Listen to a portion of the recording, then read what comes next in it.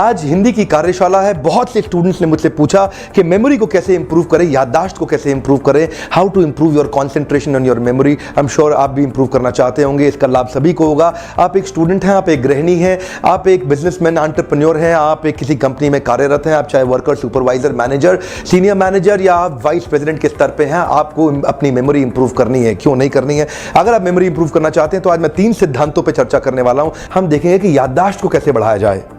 तो ये मन के 5 दरवाजे हैं जो हमारी 5 सेंसेस होती हैं, जीवा, आंख, नाक, कान, त्वचा। तो ये अलग अलग 5 प्रकार की जो इंद्रियां हैं, यहां से डेटा अंदर प्रवेश करता है। और यानी कि आपके हाथ से प्रवेश करेगा, आंख से प्रवेश करेगा, कान से प्रवेश करेगा या जीवा से प्रवेश करेगा। तो ये जो अंदर डेटा प्रवेश कर जाता है, उसके बाद कॉन्शियस माइंड उसको पिकअप करता है। तो आपको ये समझना है डेटा कौन सा प्रवेश करता है, क्यों प्रवेश करता है, क्यों रजिस्टर होता है और कब जाकर के माइंड उसको बाहर निकालेगा, कॉन्शियस माइंड उसका कैसे इस्तेमाल करेगा। ध्यान दीजिए, मैं आपसे पूछता हूं, आप पिछले 2-4 दिन में जब बाहर निकले थे, मार्केट में गए थे, ऑफिस गए थे, स्कूल या कॉलेज गए थे, तो काफी स्टूडेंट्स को इससे बड़ा फायदा होने वाला है। जब आप स्कूल या कॉलेज गए थे, रास्ते में आपने काफी गाड़ियां और काफी लोग और काफी कुछ देखा होगा। उनमें से कितनी गाड़ियां आपको याद थी, उनमें से कितने लोग आपको याद थे? लगभग ना के बराबर। अमूमन आप देखते हैं कि बहुत सारी रास्ते में बिल्डिंग्स भी आती हैं, लेकिन मैं आपसे पूछता हूं कितनी बिल्डिंग आपको याद है पूरे रास्ते के अंदर जो आपने कुछ देखी? याद नहीं रहता। उन बिल्डिंग में कौन खड़ा था क्या आपको याद है? याद नहीं रहता। रास्ते में किस किस रंग की कौन सी गाड़ियां आपने देखी आपको याद नहीं रहता। क्यों? क्योंकि अब सिद्धांतों पे आता हूं, क्योंकि वो कॉन्शियस माइंड ने उसको रजिस्टर नहीं किया सबकॉन्शियस माइंड में। वो आपको रजिस्टर क्यों नहीं किया या आपको क्यों रजिस्टर नहीं हुआ वो समझते हैं। और अगर इस प्रक्रिया को आप समझ गए तो आप समझ पाएंगे कि कैसे अपनी मेमोरी को, अपनी याददाश्त को बढ़ाया जा सकता है। तो मैं पहले सिद्धांत के ऊपर जा रहा हूं और पहला सिद्धांत है असामान्य, अजीब, अनुपातहीनता, बहुत बड़ा या बहुत छोटा। असामान्य, अजीब, अनुपातहीनता, बहुत बड़ा, बहुत छोटा, बहुत अजीब सा कुछ। तो देखिए आपके सामने कुछ इमेजेस आ रही हैं। अब आप एक इमेज में देखते हैं, सामने एक औरत की पिक्चर है जो बहुत अजीब सी लग रही है। चांसेस है कि अगर आप ऐसी औरत को सड़क पर देख लेंगे तो आपको सारी जिंदगी याद रहेगी।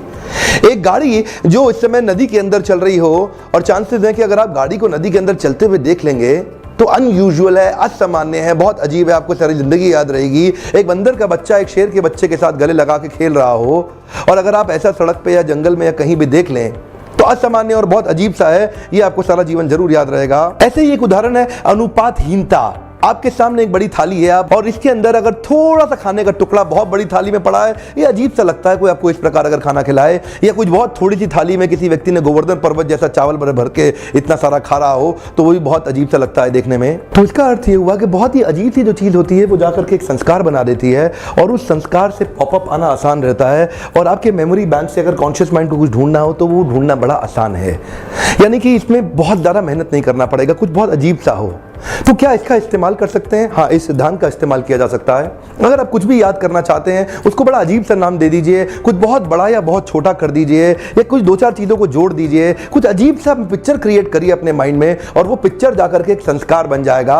और जब आपके बुद्धि को उस संस्कार का इस्तेमाल करना, यानी कि वहां से एक विचार उठा करके अपने व्यवहार में डालना है, तो तुरंत ला सकते हैं। अनुपातहीनता में अगर आप ले जाएंगे, उसको डिस्प्रपोर्शनेट कर देंगे, बहुत बड़ा, बहुत छोटा, बहुत अजीब सा, तो किसी चीज को ऐसा करके देखेंगे। यानी कि आप साइंस में कुछ याद कर रहे हैं, आप मैथमेटिक्स में कोई फॉर्मूला याद कर रहे हैं, आप कोई नंबर याद करना चाहते हैं, आप एक स्टूडेंट हैं, आप कोई आईएएस की तैयारी कर रहे हैं, तो जब भी कुछ याद करना चाहते हैं उसको एक पिक्चर दे दीजिए, उसको एक इमेज का फॉर्म दीजिए, और अजीब से कुछ 2-4 चीजों को जोड़ करके कुछ पिक्चर की फॉर्मेट बना के क्रिएट करके उसको आप माइंड में स्टोर कर लें, तो वो स्टोर होकर के रिमेंबरेंस में कन्वर्ट हो जाएगा। मास्टर जी ने कहा, प्यारे बच्चों, क्या आप असैसिनेशन वर्ड की स्पेलिंग जानते हैं?